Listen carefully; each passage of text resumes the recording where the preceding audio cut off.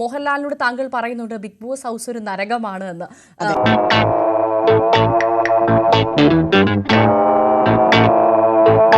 ഏഴിന്റെ അല്ല 14ന്റെ പണിയാണ് ബിഗ് ബോസ് ഞങ്ങൾക്ക് തന്നോണ്ടിരുന്നത്.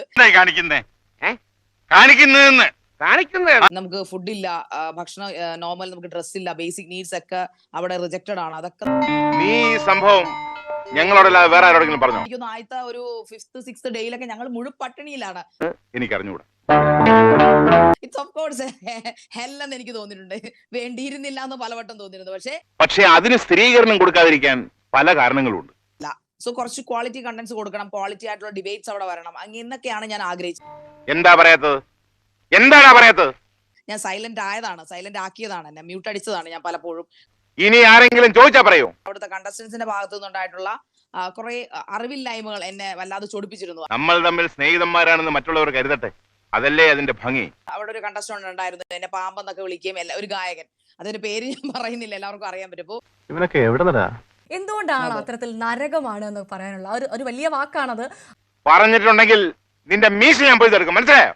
ബട്ട് ഞാൻ അത് ജെന്യൂൻ ആയിട്ട് പറഞ്ഞു പോയതാണ്. എനിക്ക് വേണമെങ്കിൽ പോളിഷ് ചെയ്ത് പറയാം. മോട്ടീവ് വ്യക്തമാണ്, ആളെയും പിടികിട്ടി. ഇനി എങ്ങനെയാണ് സാർ ഈ ഓപ്പറേഷൻ നടത്തിയത് എന്ന് കൂടി പറഞ്ഞു തന്നാൽ. ഒരു വസ്ത്രം തന്നെ 3 ദിവസമൊക്കെ ഇട്ടുകൊണ്ട് നടക്കാന്ന് പറയുമ്പോൾ താങ്കൾ പറയൂ, ഞാൻ എങ്ങനെയാണ് അതിനെ സ്വർഗം എന്ന് വിളിക്കുക? ഇത്രയും കടുത്ത ശിക്ഷയോ? നിങ്ങൾ എന്ത് അസംബന്ധമാണ് പറയുന്നത്? അതായത് ഹോട്ട് സീറ്റ് ചാരിയായിട്ട് അതിനകത്ത് ഞാൻ വരകാൻ ഉദ്ദേശിച്ചിട്ടില്ലായിരുന്നു. ആക്ച്വലി സൂപ്പർ സ്റ്റാറിന്റെ അഭിനയമൊക്കെ അങ്ങ് വെള്ളിത്തെരയിൽ മതി, എന്നോട് വേണ്ട. ഭയങ്കര ഫിസിക്കൽ ആക്രമണമാക്കി മാറ്റിയിരുന്നു. അതുകൊണ്ട് നല്ലതാണെങ്കിൽ ഞാനും നല്ലതാ. അതുകൊണ്ടാണ് അതൊരു നരകമായി മാറിയെന്ന് എനിക്ക് തോന്നുന്നു. പിന്നെ കിട്ടിയ തെളിവുകൾ വെച്ച് 2 ഡ്രസ്സാണ് തരുന്നത്, അതെങ്ങനെയാണ് നരകമാകാതിരിക്കുന്നത്? അവിടെ മറച്ചു വെക്കാനാണ് ഭാവമെങ്കിൽ അണ്ടർവെയറിന്റെ കാര്യം ഇപ്പൊ പറഞ്ഞ ഓർമ്മയുണ്ടല്ലോ. പെർഫ്യൂം ഇല്ല, നാറി. ആ ഭാഷ നമുക്ക് ഈ ന്യൂസ് ചാനൽ ഉപയോഗിക്കാൻ പറ്റില്ല. ബിക്കോസ് ക്ഷമിക്കണം, സാറിനെ വല്ലാതെ തെറ്റിദ്ധരിച്ചിരിക്കുന്നു. ദുർഗന്ധം വമിപ്പിക്കുന്ന ആ കേസും ഈ പെണ്ണ് കാരണം തന്നെയാണ് ഉരുത്തിരിഞ്ഞത്. ബിക്കോസ് ഇതെന്താണ് ഇവിടെ നടക്കുന്നത്? എന്താണ് ബിഗ് ബോസ് നമ്മളെ കൊണ്ട് ഉദ്ദേശിച്ചത്? ഇവിടെ കൊല്ലാൻ കൊണ്ടിട്ടിരിക്കുകയാണോ? എനിക്ക് കിട്ടിയ ഇൻഫർമേഷൻ അതേപടി ഞാൻ സാറിനോട് പറഞ്ഞെന്ന് മാത്രം. ഞാനിപ്പോ എന്ത് ചെയ്യണം? പരിപ്പ് മാത്രം കലക്കി കുടിച്ച് ഞങ്ങൾ കഴിച്ചുകൂടിയ രാത്രികളോടുണ്ട്. സോ അത് തന്നെ ആ പെണ്ണിനോട് സാറിന് വൈരാഗ്യം തോന്നാനുള്ള കാരണമായി മറ്റുള്ളവർക്ക് തോന്നാം. ഒരിക്കലും നിഷേധിക്കില്ല, അദ്ദേഹം തീർച്ചയായിട്ടും ലെജൻഡ് ആണ്. ഞാൻ തീർച്ചയായിട്ടും അദ്ദേഹത്തെ മാനിക്കുന്നു. ഞാൻ ഇത്രയും പറഞ്ഞത് തന്നെ സാറിനോടുള്ള നന്ദിയും കടപ്പാടും കൊണ്ടാണ്, അല്ലാതെ സാറിനെ സംശയിക്കുന്നു എന്നൊന്നും എന്റെ വാക്കിൽ സൂചനയില്ല.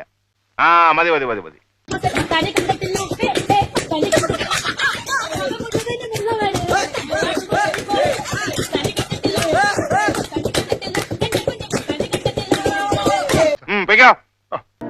ഞാൻ വരട്ടെ. ശരി.